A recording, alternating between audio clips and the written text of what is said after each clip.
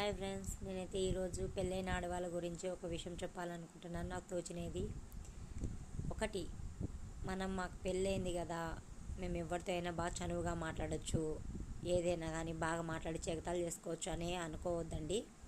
ఎందుకంటే ఎట్లున్నాయంటే ఇప్పుడున్న సిచ్యువేషన్స్ పట్టించి నాకు అర్థమైనది, అక్క అల్లుడైనా సరే, చెల్లెలు అల్లుడైనా సరే, మన వాళ్ళైనా సరే, బావైనా సరే, మడిదైనా సరే, ఎవరైనా కానీ చనువుగా మాట్లాడినామనుకో ఏమవుతుందో తెలుసా?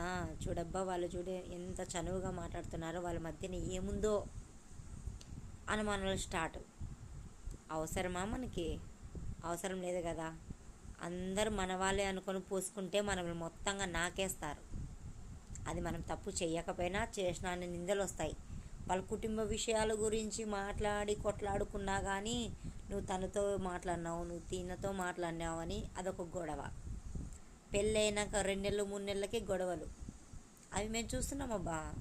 మాకైతే ఈయన విలేజ్లో అయితే, ఇక్కడైతే చెప్పాలంటే ఈయన పల్లెటూరులో ఇవన్నీ చాలా ఎక్కువ, టౌన్లలో కంటే పల్లెటూరులోనే ఎక్కువ.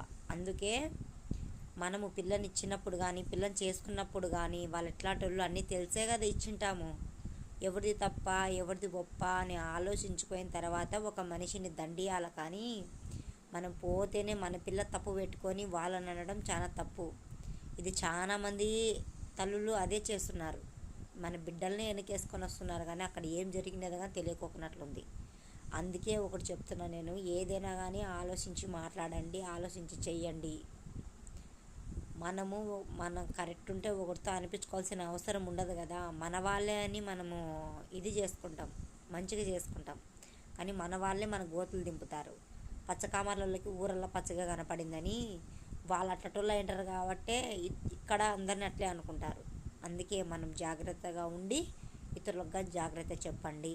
నా మెసేజ్ మీకు కానీ నచ్చితే వేరే వాళ్ళకి కానీ షేర్ చేయండి. నాకు ఏదో కామెంట్లో చెప్పండి. బాయ్ ఫ్రెండ్స్, నాకు తోచినది అయితే నేను చెప్పేశాను. మీకు మా మెసేజ్ నచ్చితే షేర్ చేయండి, లైక్ కొట్టండి, కామెంట్ పెట్టండి. బాయ్.